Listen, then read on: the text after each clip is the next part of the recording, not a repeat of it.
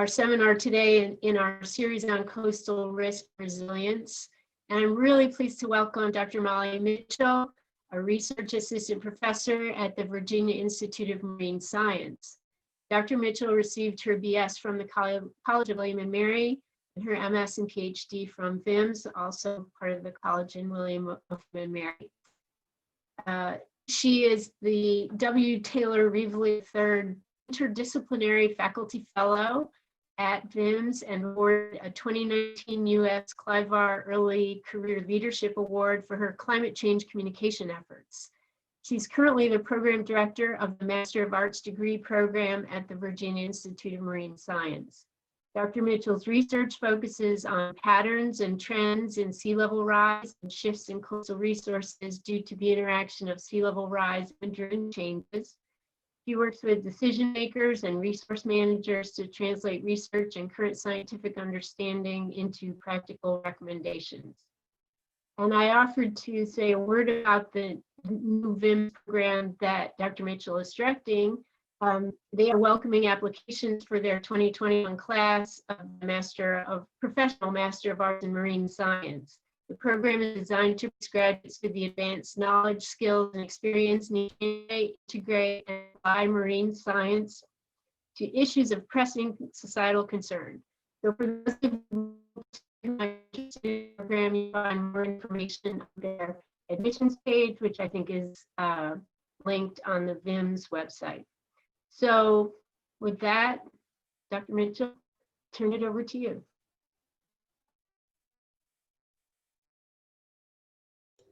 Thank you, Lori. Hi, everybody. I'm excited to be here today talking to you all. And I'm going to talk to you about marsh resilience and what are the considerations, what are the big impacts of climate change on the marsh resilience? And then when we are looking to manage these resources, what are the things we need to take into consideration? And more importantly, what are the things we can control and what are the things we can't control? As Lori mentioned, we have a new program at VIMS. That's the VIMS, it's professional MA, and it is designed to educate people who are going to enter the workforce not in a primary research role, but in policy and education, communication, law, business. So if you are interested in learning more about that program, the easiest way to find it is actually to go to www.vims.edu and search MA program, and that will take you right to it. But the link is on the bottom of the slide if you're interested. Okay, so a brief outline of the talk. I'm going to start with talking about the status of marshes under sea level rise that we've seen today, basically. So what has happened in the past 50 years? And then talk about what are the factors that affect the resilience of our marshes and make some marshes more resilient than others. And then last, touching on that management piece, what is it that we can do to help maximize marsh resilience? Okay, so I'm going to start by explaining a little bit about relative sea level rise in the Chesapeake Bay. So that's the experience of a marsh, right? It combines both global sea level processes and subsidence issues into a single measure. And across the bottom, I have the graphs for Norfolk, Virginia, Yorktown, Virginia, Solomons Island, Maryland, Annapolis, Maryland, and Baltimore, Maryland. So working our way up the Chesapeake Bay. The big numbers in bold are the projected 2050 increase in sea level. And then this is the rise rate. So how fast does it rise in at each location? And these orange ones are the acceleration rates. So what I want you to notice here is that as we go up the bay, okay, we start in Norfolk and we go up the bay to Baltimore, we see a decrease in the rise rate. So it's rising faster in Norfolk than it is in Baltimore. The acceleration rates are hard to see, but the acceleration rate's actually fastest at Annapolis, Maryland, which means that Solomons Island, which has kind of a medium acceleration rate and a medium rise rate, and Annapolis actually have the highest predicted 2050 sea levels if processes continue the way that they are, these same acceleration rates continue. So the rise rate isn't, first of all, telling us everything about where we're headed. So that's important. The other important thing is, we're going to come back to this at the end, but Norfolk has the highest rate of rise. Solomon's Island and Annapolis have the highest projected, well, actually Yorktown does. But as we go up the bay, Yorktown's a little bit of a tributary, so there's some different processes, have the highest projected sea level rise. But Baltimore, Maryland, actually, there are some differences in its setting that means that there may be bigger impacts to the tidal areas. So we're going to come back to that. So one of the important things to keep in mind is that we need to look at what's happening with rise rates, but that they don't tell us the whole story of how that's going to impact our marshes. Okay, and then this is just showing that if we look at rise rates over time. So this is 1969 through 2004. This is 1969 through 2005, 1969 through 2006. These are Baltimore, Maryland, and Annapolis. And you can see that they're following the same pattern as the other three stations, but they have lower rates of rise. But this is what Annapolis has been doing in the past couple of years. This is the acceleration I was talking about. So there is some changes occurring at different places in the bay, which means we're getting slightly different experiences. Okay, so what does acceleration mean? Why do I keep talking about this? Why is this important for marshes? Okay, so back in the 1970s to 1980s, sea level rise was coming up about 3 millimeters a year. It's currently coming up in Norfolk. This is in Norfolk. It's currently coming up about 5 millimeters a year. By 2050, we expect it to come up about 10 millimeters a year. It will double in the rate at which sea level is coming up. And this is really important because most of our marsh theory work was done back in this stage, and some of it actually even earlier. So when we talk about marsh processes and how they balance, we were mostly talking about how they balanced at a 3 millimeter a year rise in sea level. Now we're in a new situation which we don't have a good analogy for. So the last time sea level was coming up this fast, is back in like the Holocene. So we can look at peat records and that kind of thing, but we don't have a good analogy for actually how this change is going to affect our marshes. And then 2050 is a completely different scenario. Okay, so I'm going to talk about marsh plant distributions for the most part. And marsh plants are a great kind of sentinel species of sea level rise. And the reason is because they grow in these very particular niches. So you can go out to a marsh and you can look at the plant community and you can instantly know something about the salinity there, okay? Because the freshwater plants won't grow in brackish areas and the brackish plants can't grow in the saltiest areas. So just that plant community tells us something about the characteristics of the area. In addition, different marsh plants can tolerate different levels of inundation. So they also sort themselves out ecologically by the amount of inundation occurring. So the low marsh, which is inundated twice daily, there are only a couple of plants that can survive in that regardless of what salinity bracket you're in. Whereas there's much more diversity actually in the plants that can handle the high marsh, so periodic inundation periods. So what happens with sea level rise? So there's two things really that happen. The first thing that happens is that the salinity distribution shifts. So the salt pushes further up towards the freshwater tidal portion. And that means that our saltwater plants push into our brackish areas push into our freshwater marshes, and our freshwater marshes get condensed into the area remaining for freshwater. The other thing that happens, of course, is that inundation increases across the shoreline, so moving up into the upland. So we have our low marsh plants start to move up into our high marsh. Our high marsh plants, if they can migrate, will move up into the upland area. So what we can do is we can look at the distribution of how plants were 30, 40, 50 years ago, and look at the distribution of how plant communities are now. And we can know something about what's changed there without having to have 50 years of point measurements, which we don't have. Okay, so past research suggests that we do have changing marsh communities. So all of these studies looked at just individual marshes, or in this case, a couple of individual marshes. And the ones in orange are areas where plant community change was seen. And the ones in blue are areas where marsh loss and disintegration were seen. So we know that certain marshes have been responding to sea level rise and erosion forces throughout the Chesapeake Bay. And some of these, you'll see a lot of these studies were actually done under that 3 millimeter a year sea level rise time. So sea level wasn't coming up very fast, and we were starting to see these signals in particular marshes. My question was, how widespread is that? Is that a signal we're seeing everywhere, or is that a signal that's only occurring in certain marshes? So to tackle this question, I looked at these tidal marsh inventories, which are done out of the Center for Coastal Resources Management at VIMS, where I work.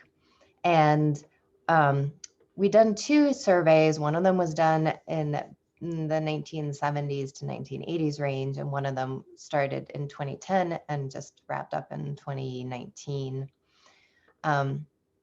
We looked at over 17,000 plant communities. These are all these green marshes here were all plant communities we looked at between the 2 time periods. So this change is going to be this 3 to 4 millimeter rise, really. Okay, so we're edging into the 5 millimeter a year range, but most of this is happening under much less change than we expect to see in the next 30 years. So what did we find? Overall, we found that 51% of the marsh communities changed over that 32-year time period.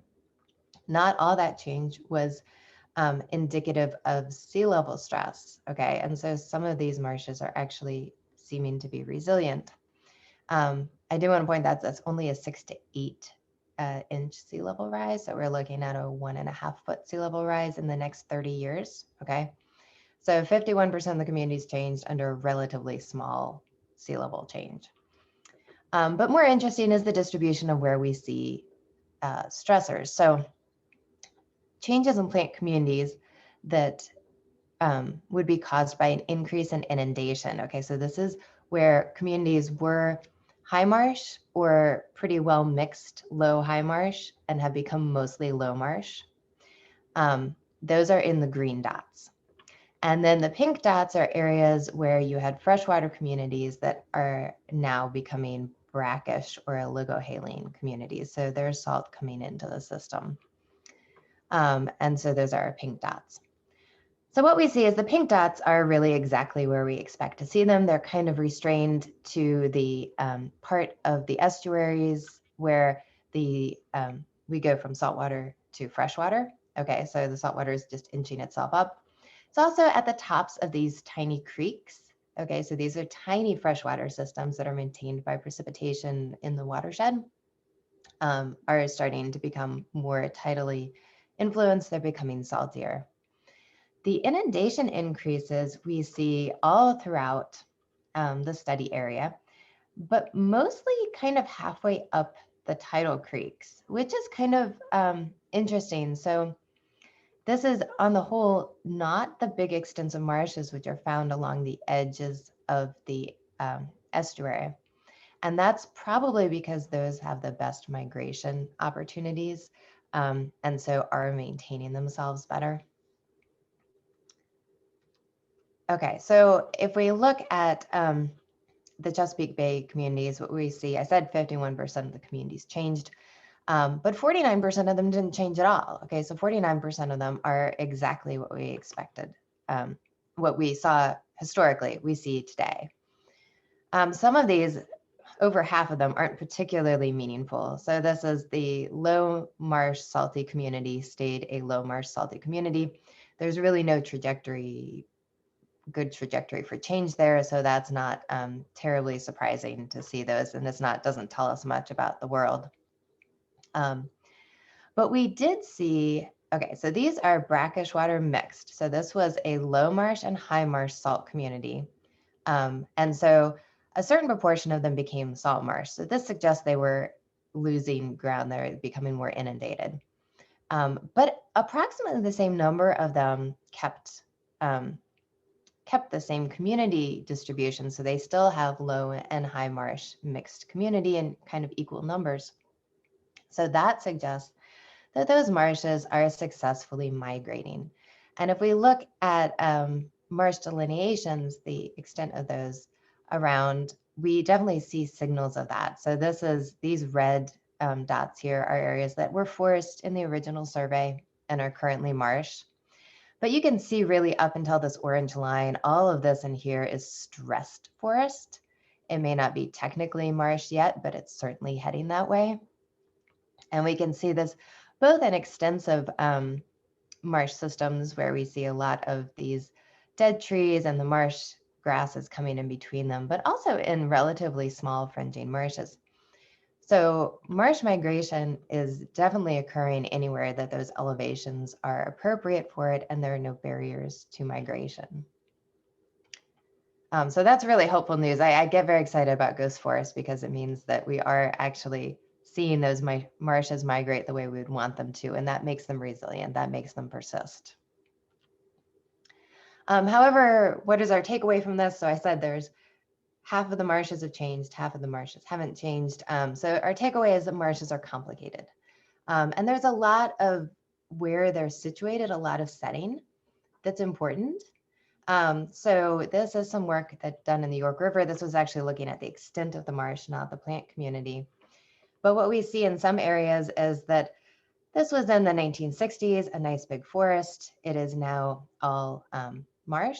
So this is sea level rise mediated marsh gain. So this marsh actually increased in size. This is down in a developed area, which very low lying, we would have actually expected to see these marshes increase in size and migrate up. However, this entire creek system is predominantly bulkheaded. So what we saw is that the marshes got smaller in size as the front edges drowned or eroded away, and they had nowhere to migrate to. So if we look along just the York River estuary, this kind of falls out into 4 different categories. Down in the areas with the most development, that's where we see the most loss of the marshes. Up in the really low development areas that also are low erosion, that's where we see gains in marshes. This is where most of our marshes are expanding. On the north side of this kind of middle part of the river, we do see marsh migration, but we actually ended up with overall marsh loss. And the reason is that there's really high erosion along this edge. And so you're not far enough up the river to moderate that wave energy yet. And there's a lot of erosion that's occurring. On the south side of the river, though, interestingly, even though it's still a high erosion on the edge, what we have is a lot of embayed marshes. So we didn't get much change on the south side of the river. One of the other things we have on the south side of the river that I'm going to come back to and show you a picture of is eroding bluffs. We have a lot of eroding bluffs behind the marshes. Okay, so that's a sediment supply. So one of the reasons marshes are complicated is that the size of them matters, the shape of them matters, their location relative to upland elevations, their location in the estuarine continuum. All that matters in terms of resilience. So we have these 2 marshes. This is a big extensive marsh, but the front edge is eroding like 3 feet a year. It's pretty substantial. And these elevations are hard to tell in the picture, but it's actually a hill that starts to go up. And this marsh here is quite a small marsh, but obviously there's high elevations behind it. Both of these marshes are going to get narrower as sea level rises, and particularly with the high erosion rate. So these ones are stressed. On the other hand, this one is a very similar small fringing marsh to this one up here. But it is going to have, I mean, as soon as the sea level comes up high enough for it to move over this tiny scarp onto this very flat piece of yard, this marsh is going to expand dramatically. So its location really makes a difference in its resilience, and its response depends somewhat on the form. Extensive marshes have more edge area exposed to erosion than they do have back edge, which gives you your migration potential. Fringe marshes actually are fairly equal. And so if there's no barriers to migration on the fringing areas, then they could, persist for a long time. And we see this sometimes. However, these are also the shorelines we tend to develop the most heavily. And then embayed marshes have very little erosive potential. So as long as they can migrate, if they're not within a valley or something, then they actually can be very, very stable systems. Okay, so now we're going to move on to talk about what's affecting the resilience of the marshes, the processes affecting them. And we're going to keep hitting this theme of that kind of individuality of marshes. This is what makes our management difficult. It's hard to generalize across them. So I'm going to explain more about that as we go through this section. So there are a lot of considerations that affect marsh resilience. This is not an exhaustive list here. This is just some examples of the things affecting them. And then there are all these different drivers that come into play. So we have human actions that affect our surrounding land use. Is it developed? Is it agricultural? Is it forested? Our shoreline condition, are our shorelines eroding? Are they stabilized? Both of these affect sediment supply in the watershed. And then human actions affect the relative rate of sea level rise, both through the sort of big global processes, but also through subsidence issues. Hydrodynamics affects our erosion rates. So how that water comes in affects how quickly the edges are eroding, how the sediment distributes itself through the watershed, and so what marshes it will reach and won't reach. And then, of course, the relative rate of sea level rise, and particularly as with sea level rise, the change in tidal amplitude in certain areas. Geology affects our erosion rates. What's the underlying sediment? How fast does it erode? Which affects our sediment supply. The way in which marsh is developed, the geology of that affects the marsh platform elevation and how flat it is versus sloped, which affects its resilience. And then geology can also affect the local rate, the relative rate of sea level rise in a particular area. And then temperature affects plant processes and our relative rate of sea level rise. So hopefully you've noticed two things while I've been talking about this. One is that many of these considerations here that affect marsh resilience are affected by more than one driver. And the other thing hopefully you've noticed is that only one of these is really something we can control. The rest of it is happening and we need to know about it and understand it, but our ability to control it is limited. Okay, so marshes are considered resilient. We talk all the time about, they're really cool systems, lots of feedback loops. They are resilient because they're dynamic.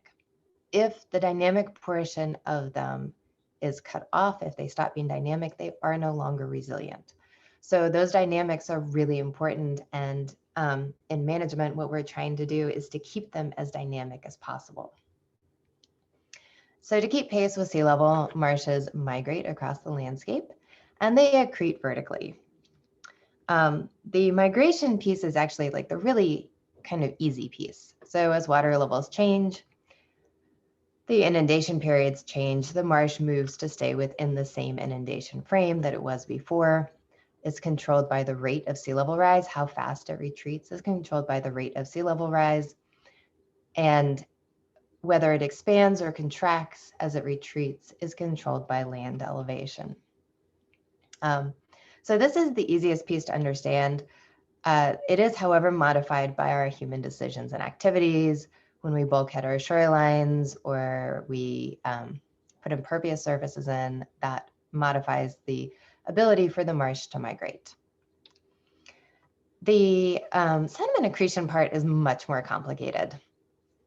So there's sediment that's brought into the marsh from outside sources, and this can come from tidal waters, which come up on and the sediment's deposited. It actually can also come from the upland. So it can be sediment that's coming off of upland land use and gets captured as it's brought by stormwater through the marsh. So those aren't really affected by climate, they're affected by the availability of the sediment.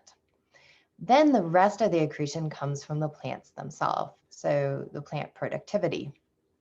And the plant productivity is affected by CO2, which we know is increasing in the atmosphere. Some plants are affected more by it than others. So C3 plants are more responsive than C4 plants to increasing CO2. We have our changing water levels, which can decrease plant productivity because more inundation period is stressful to the plants. But it can increase sediment availability because it can help bring more tidal water up into higher areas of the marsh, and then the marshes can capture the sediment.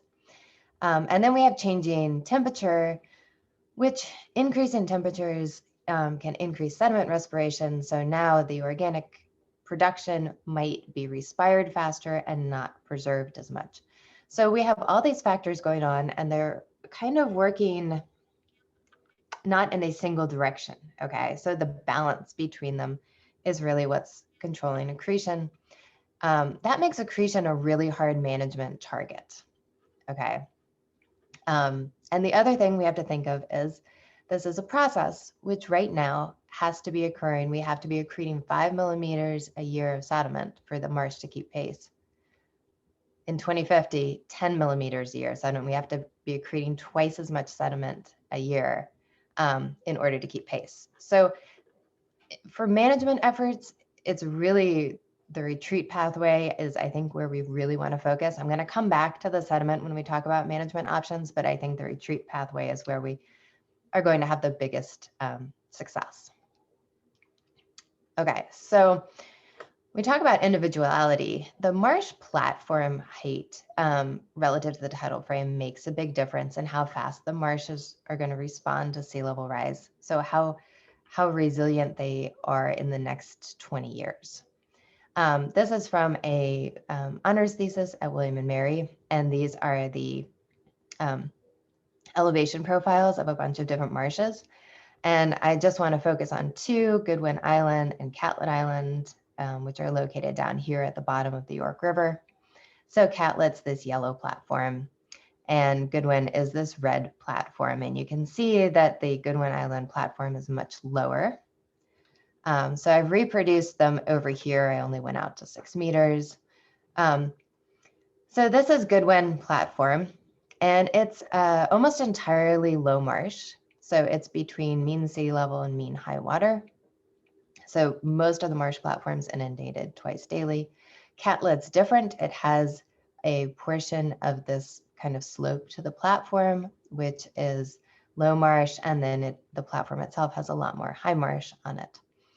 So how these two respond to sea level rise is going to be really different, okay? Because if this is our tide range now, and then we look forward in time to a shift in sea level, what's happened is that this entire platform, if it doesn't accrete, if it cannot accrete 5 millimeters, 6 millimeters, 8 millimeters a year throughout time, this entire platform goes to mudflat.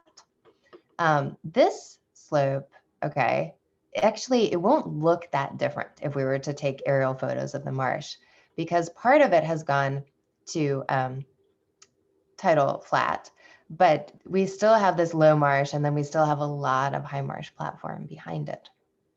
So this is that individuality where these two marshes are going to respond really differently to sea level effects. There's also a local experience that has to do with your tide range and how sea level is going to connect with that. So this is Norfolk, Virginia. This is Baltimore. So this is our tide range in Norfolk. And it's quite a bit higher than the tide range in Baltimore. What that means is, although we're going to have higher sea level rise in Norfolk, the sea level rise, this is our current mean high water here. Okay, so twice daily we get flooding to this level.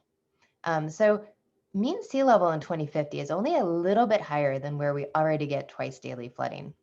This is the back of our current marsh. Okay, so the highest astronomical tide is about where the back of the marshes are, is a little bit higher than what mean sea level will be. I mean, there's some space there, right? If we look at Baltimore, the current mean high water, okay, so this is the point that gets twice daily inundation, is a lot lower than what mean sea level is going to be in 2050. And the back of the marsh is only just barely above. I mean, it's almost equivalent to where the mean sea level is going to be. So the front of the marsh is going to be here in 2050.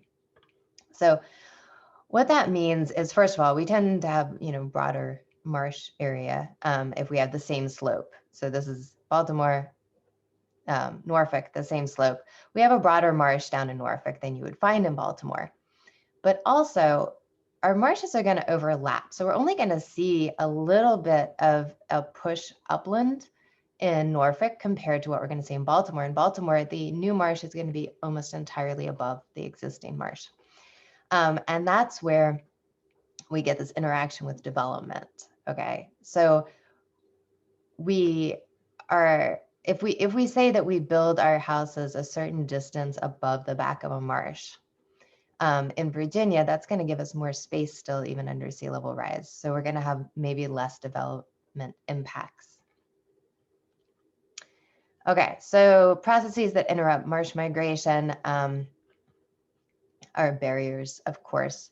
So our bulkheads, our riprap, roads, when we put roads along, and then, of course, when we develop a whole downtown area, the city of Norfolk is not going to become marsh unless we actually actively remove buildings and pavement.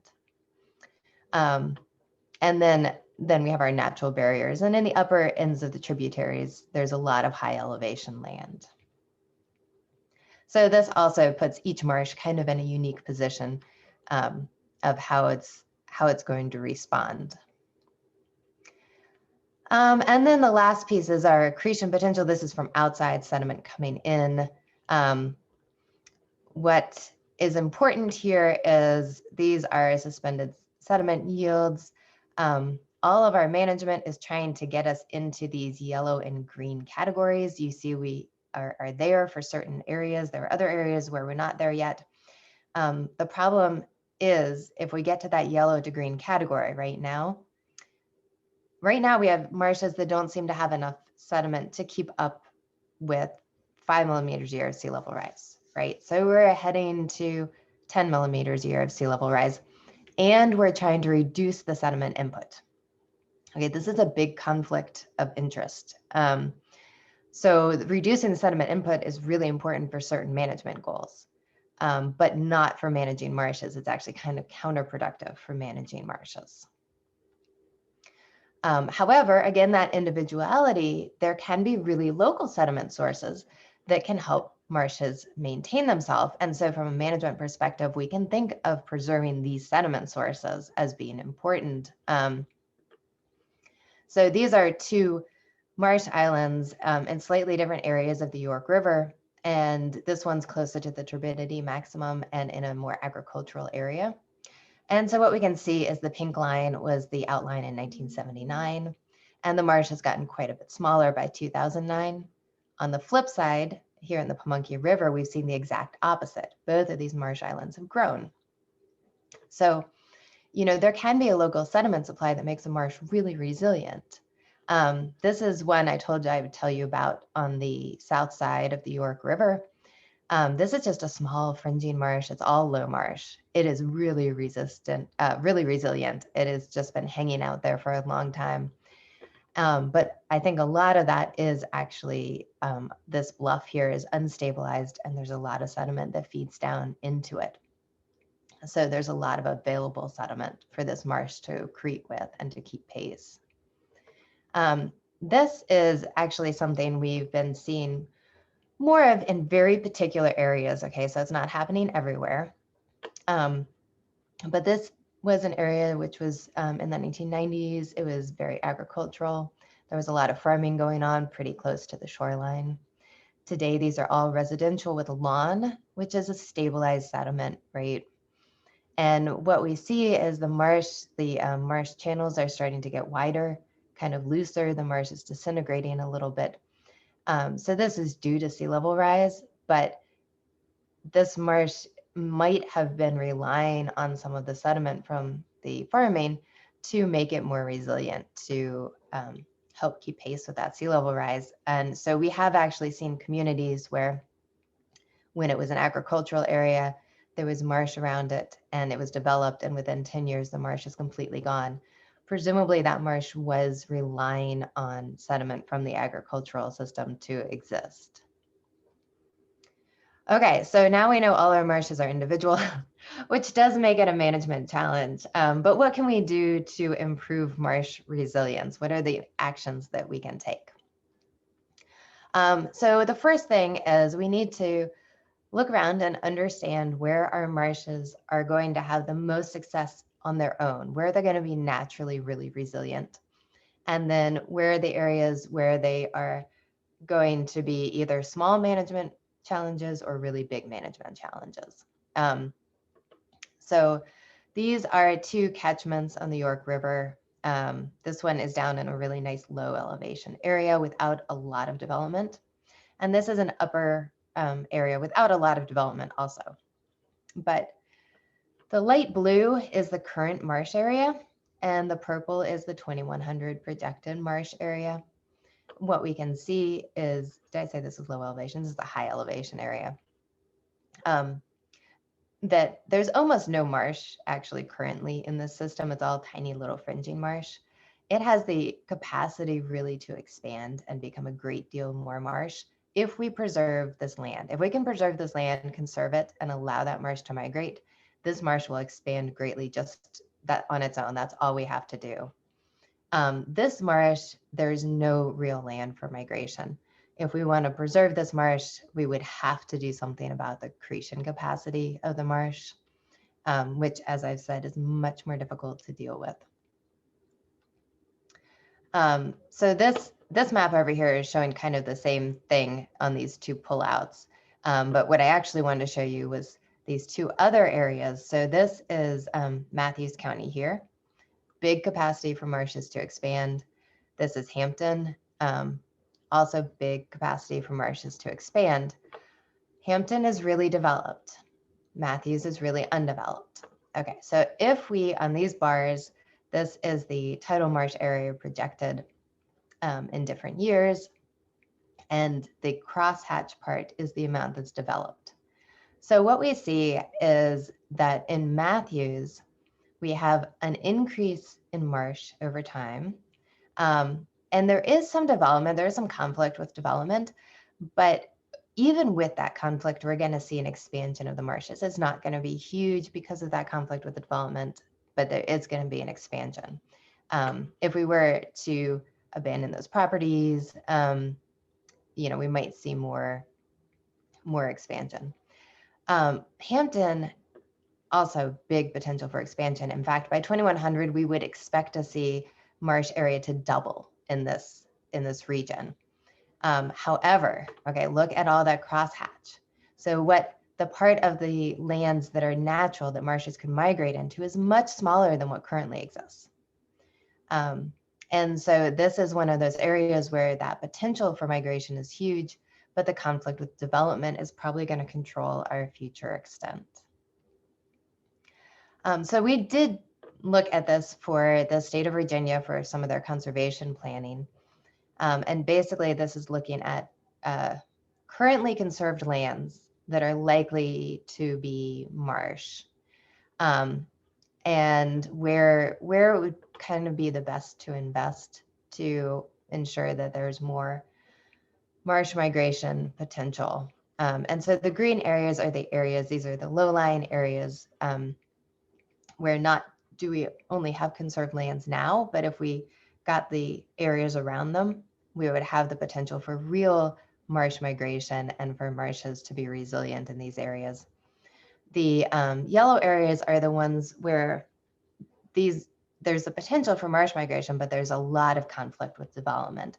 And so unless we're going to do something about that development, we're going to see the marshes migrate into the currently conserved lands, but they're going to be smaller than what they are right now. And then the red ones are the ones where the elevations don't really support migration particularly well. So we have to look to other processes in these areas. Now, there are some groups that are doing so. I know like the Eastern Shore Nature Conservancy is looking at buying lands and conserving them for future marsh migration. This is, in my opinion, the best thing we can do to ensure future marsh resilience is to protect those lands behind them and give them the opportunity to move into them. If we can't do that, then we have to do something about accretion. There are a couple of limited opportunities for accretion. So we know with living shorelines that if there are sills in front of those living shorelines, they tend to accrete more sediment. Are they going to accrete 10 millimeters a year of sediment? I don't know. But certainly, I don't know that anyone's done this as far as I've heard, but I'd love to hear from other people if they know of examples with natural marshes to increase the accretion rate of those marshes. But there's certainly a potential there where you can break wave energy and help that sediment fall out onto the marsh surface. And then the other thing is the thin layer deposition, which there are a number of projects throughout the United States that are using this. It's considered a beneficial use of dredge material. But you're going to see in the words down here, there's a lot of might help the marshes stay within the tidal frame. It might improve grass density, which would lead to a longer increased accretion rate. And the reason for those mights is that sometimes this works really well, and sometimes it doesn't work particularly well. So I think this is a promising technique, but we need more evidence of its long-term. It's certainly buying time. Whether it's going to buy us more than 20 years of time is, I think, still an open question. And the other thing is there's a question of the scale on which this can be done. How much marsh could we actually protect? So a colleague of mine was showing me this area. They were concerned about marsh degradation, and we talked about the potential for how much of an area here you could protect with using thin layer deposition.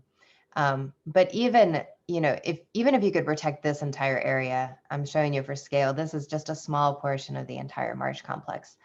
So there's probably a reasonable limit on which this is a useful technique. Okay, so just some finishing thoughts. So accelerating sea level rise, we've talked a lot about sea level rise in marshes for 30, 40 years. We haven't talked about accelerating sea level rise because that wasn't something we were actually had evidence was happening. But this means we're entering a new era. We don't have good historic analogies for it. We've seen, looking at plant communities, that there are signals of marshes becoming inundated and salinization occurring even with a very small increase in sea level rise. So we're looking at 3 times that increase in the next 30 years, which is not very long. There's a potential that we're going to start to see really rapid change in these systems. So the kind of open question is, these processes that help marshes be resilient, can they accelerate at the same pace that sea level rise is accelerating? And then the other piece is when we get to management, marsh responses to sea level rise is complex. So management really needs to be site specific. We can neither say that all the marshes are going to drown and be gone, or say that marshes are resilient and they'll be fine, because that's, on a broad scale, neither of those things are true. Some marshes are resilient and are going to be fine, and some marshes are not. So what can we do about this? Well, really, what we can control is human land use and shoreline stabilization. Those are our easiest things to control. And I think putting our focus there will give us the best long-term success. And the other thing we have to consider is conflicts in management goals. So when we control sediment to protect our seagrass beds and our oysters and our fish in the estuary, we are also making it much harder to achieve marsh resilience. So these two management goals are actually in conflict, and we need to recognize that and figure out what that means for our next steps in terms of preserving marshes. So that was all I have to talk about today, but I'm happy to take questions. And if we don't have time to get to your question today, I'm always happy if people want to email me. My email address is molly@vims.edu. Thank you. Well, thank you very much, Molly. That was terrific. Really a lot of great background there for management decisions. So we have a couple of questions in the chat. Larry Sanford says, all sediment is not equal. What grain sizes are best for marsh accretion? Are the finest particles effective, or silts or sands? Would refocusing sediment management efforts on certain classes of sediment make more sense? Yeah, that's a really good question, because one of the kind of conundrums we've seen is that we have rivers, creek systems, that kind of thing, with a ton of sediment in them. They're, you know, like you can't see through them at all. They're like chocolate milk. But where the marshes don't seem to be capturing that sediment, and where people, you know, when they've put out filters or tiles or that kind of thing, haven't been able to capture much sediment. And we think the explanation for that would be that the sediment is way too fine. And so it's not heavy enough to fall out when the water energy is reduced by the plant vegetation. It's still not heavy enough to fall out. So it just gets carried back out on the tide. So definitely bigger sediments are more likely to stay in place. But there is, of course, some differences in the sediments in terms of nutrient quality and that kind of thing. But it's a really interesting question, I think, that you brought up, that maybe it's the sediment, some sources, so like that eroding bluff, which is mostly mostly sand. There is some salt and clay in there, but it's mostly sand. Maybe that's the kind of source that we really want to focus on leaving out there and making sure it doesn't get stabilized.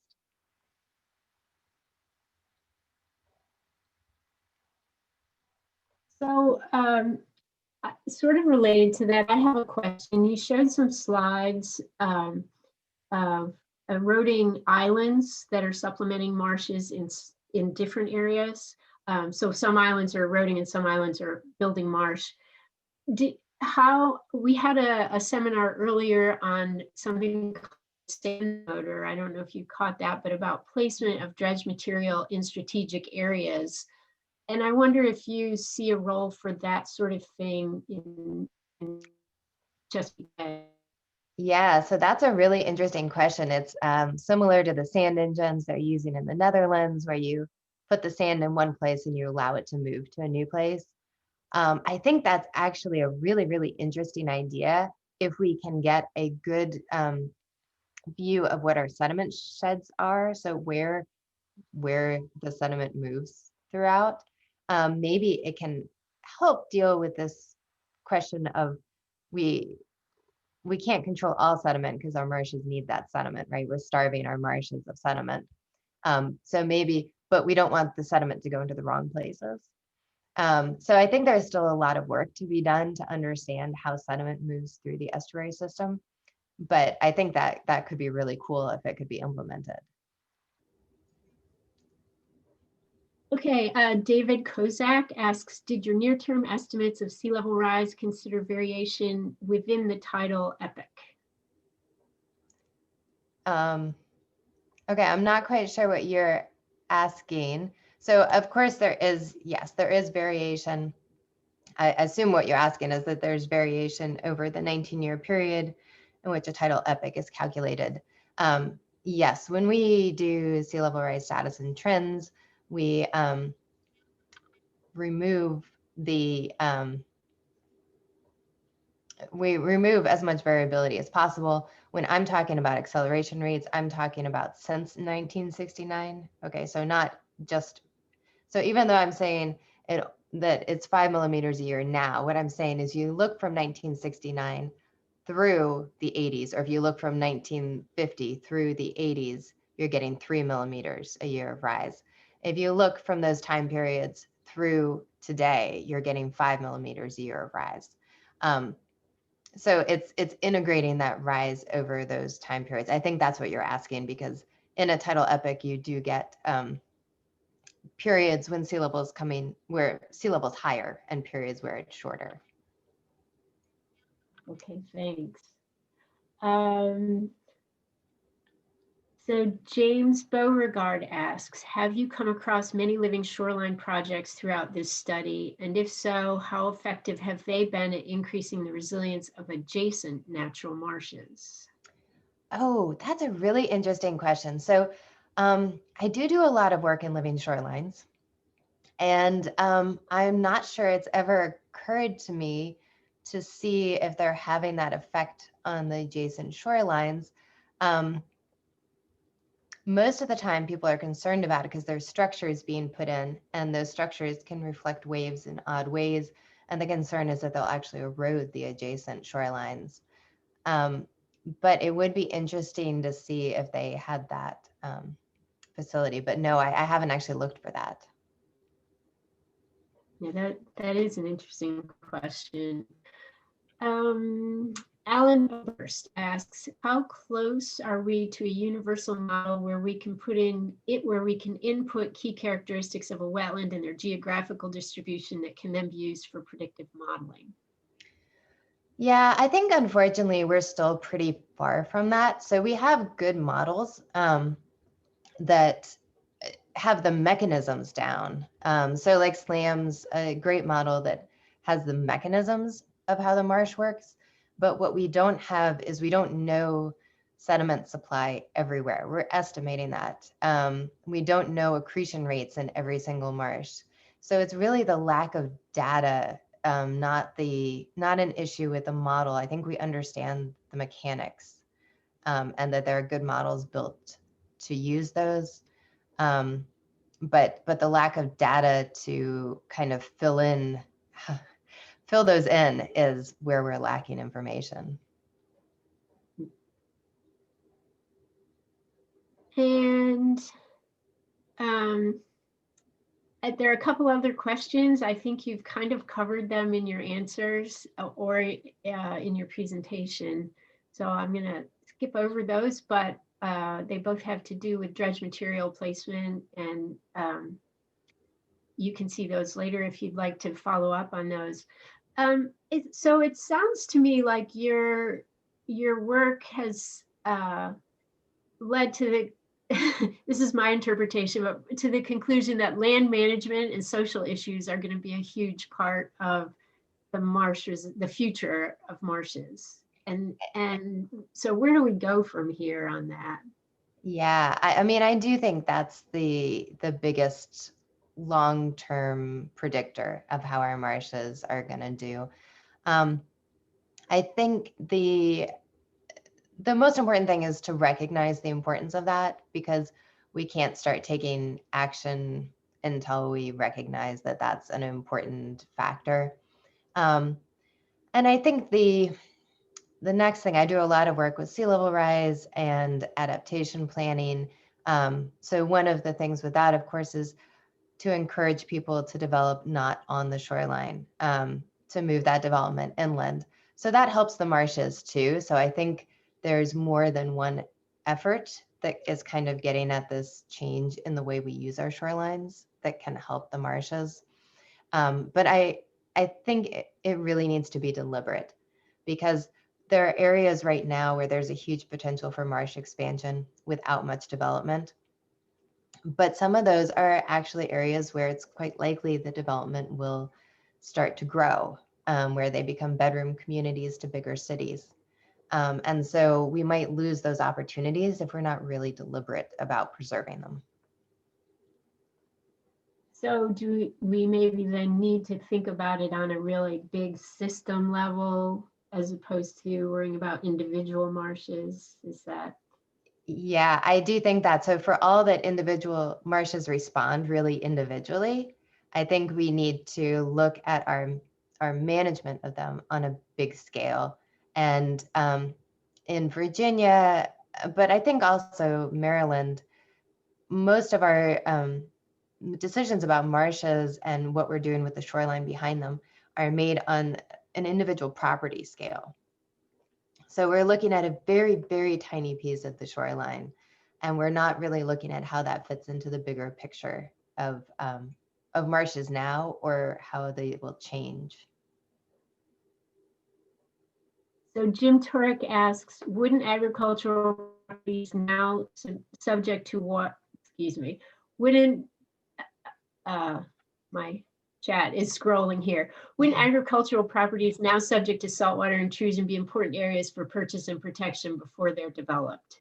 Yes, and there's definitely some interest in kind of seeing if there's some way to like pay farmers to farm marsh, if that makes sense. Not to actually farm it, but to, to pay farmers to conserve that land, like a conservation easement kind of thing to allow the marshes to come up, especially since they, become less useful as a profit for the agriculture as the saltwater inundation happens.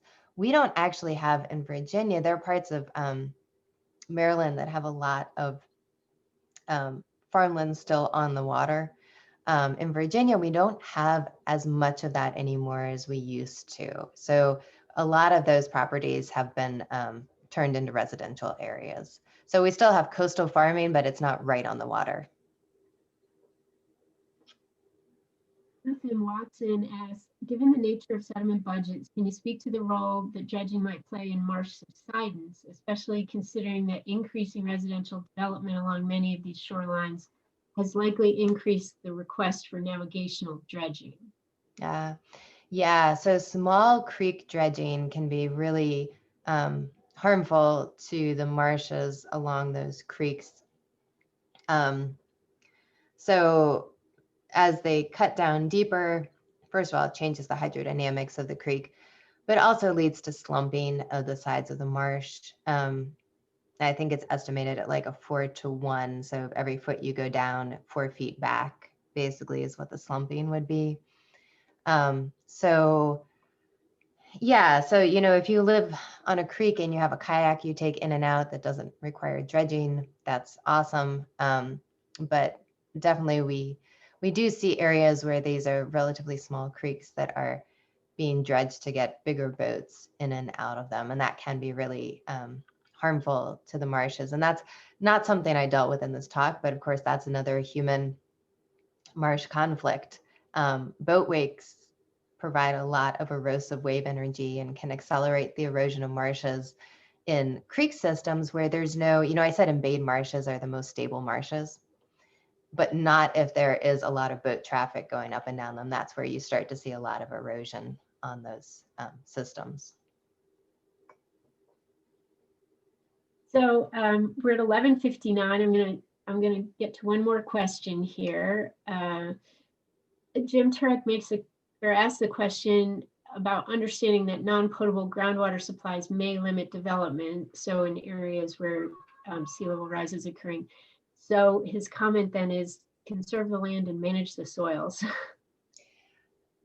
Yeah, I mean, I think like Lori was saying, a question of scale. So how big are we managing our marshes on? Anytime we can find a kind of connection between where it's becoming difficult to live and where retreat from those areas can allow those marshes to expand. I think, if we can find those nexus and be really deliberate about it, I do think that's our best outcome is down that path. Okay, well, it's noon, so I think we'll stop there. But Molly's email address is on the slide, and she will receive a copy of the chat. And so, you can follow up with a couple of questions that didn't get covered today. So thank you very much, Molly. That was a great seminar. There's some nice comments in the chat. We really appreciate your joining us, and stay safe and healthy. And I want to thank sorry. Yeah, oh no, I just wanted to say thank you. Thank you for having me. Yeah. Yeah, it was great fit with the series. So I want to thank everyone else for joining as well. This is an ongoing series. We have one more seminar scheduled, and that will be on January 13th. And I am probably not going to pronounce this name correctly, but this seminar will be on green and gray infrastructure for coastal resilience, what works where, and that will be given by Dr. Bredje van Weesenbeek. So please join us for that later on, and everyone have happy holidays and safe. Thank you very much.